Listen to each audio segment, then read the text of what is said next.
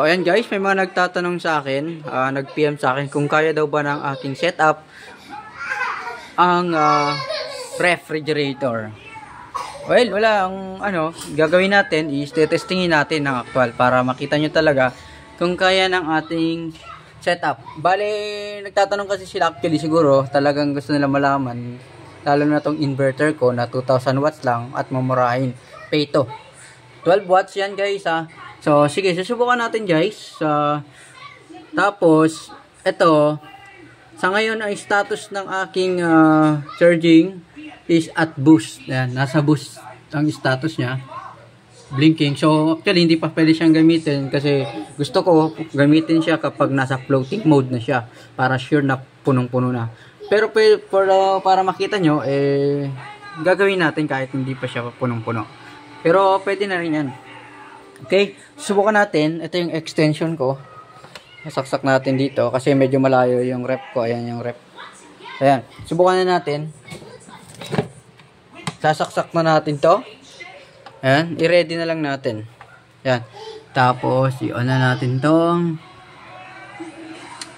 Ayan, ang nade-detect niya 13 volts. Pero mabilis bumaba yung nade-detect niya. Siyempre, on natin yung, ito, load to ng AC. So, ayan. May, may power na to. Ayan, ang ilaw na. Ayan yun. From solar yan. So, gagawin natin, sasaksak natin yung rep. Okay? So, ganyan. Hindi aabot yan, maiksi lang kasi. Ngayon, itong rep ko, patay yan, tinan mo. Medyo magulo yung laman yan. Walang laman. So, ayan. Patay yan, walang ilaw. Ang saksak niya, ito yung pansaksak niya. So, sasaksak natin. Hindi abot ata ka. Hindi abot ng konti. Sasaksak natin. Ayan. Nakasaksak na yan, guys. Okay. Tingnan natin. Bababa na natin extension. Tingnan natin. Yun! May ilaw. Okay, papatayin yung ilaw para... Ayan, okay. Kitang-kita nyo ha. Gumagana yan.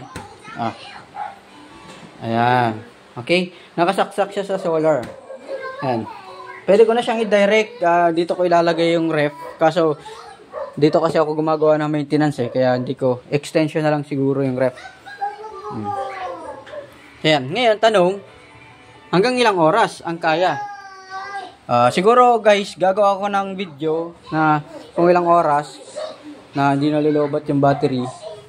Kasi, ito for demo lang kung kaya ng Peto. Ayan, kaya naman guys. Ayan, 12.1. Still, titinan nyo, parang hindi nagbago yung ano. Ngayon, lalagyan natin ng load na rice cooker. Ito, dati ko nang nakaluto na nga ako. Niluto ko yan dito sa rice cook sa solar. Ngayon, try natin simulan. Kung anong mangyayari. Bubunutin natin to. Ito yung sa solar. Ayan, saksak natin. Naka-idle lang muna. Ayan, yung parang in-in lang muna yung mode. Ayan natin. Ayan, 14 pa rin. No changes. Bumaba lang ng konti yung nadidetect ng inverter. So, paano pag yung nasa cooking mode? Tingnan natin ha. Mas malakas kasi yung kuryente niyan pag naka-cooking kaysa dito sa keep warm. Ayan, tingnan natin. Nasa 14 pa rin siya.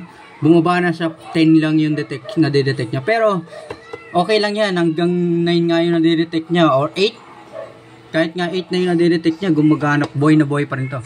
Kasi, pag tinignan ko naman dito, still 13.8 o 14. Kasi ito kasi hindi siya pure sine wave. Kaya hindi siya, yung nadedetect niya actually, hindi talaga totally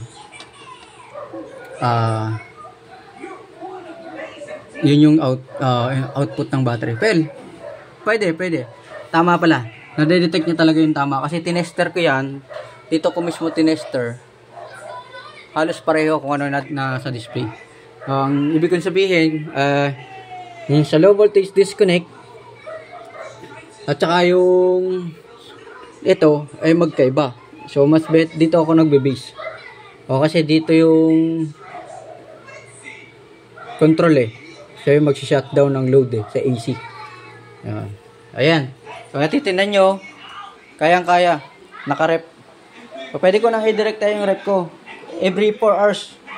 Gusto kong gawin every 4 hours, gumagana siya. Para, ayan. Ayan o. Kayang-kaya.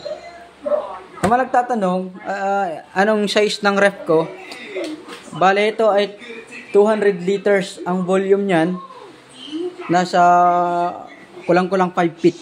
Mga 4.9 o 4.8. Ayan. Ayan, titignan nyo, kayang-kaya. Okay? So, ang tanong, kung ilang oras kakayanin ang battery ko?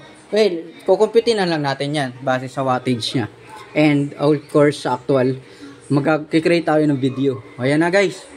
Kayang-kaya ng rep. Alright. Mali, kayang-kaya ang rep, hindi ng rep. Oh, boosting pa rin yan.